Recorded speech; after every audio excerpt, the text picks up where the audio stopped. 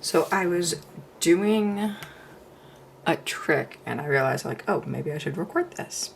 So I don't know if anyone else ever does the thing where they want to remove a design out of a complex design on a stamp. So something like this plate, where there's just a lot of complex design on it. What I did here is I have a big bottle of thinner. So I took some thinner, put it in my little dish here, and taking a dotting tool, sticking my dotting tool in the thinner,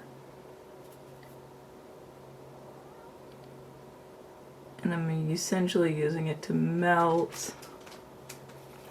Not sure if you can see that, maybe I'll move it off. I'm using it to melt along those seams because I want the T-Rex. Because my spawn requested dinosaurs. So therefore, trying to get the dinosaur. So that was a cool trick.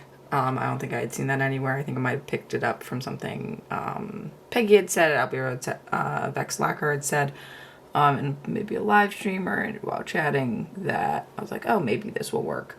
And it seems to be working really well for getting, especially that tail out.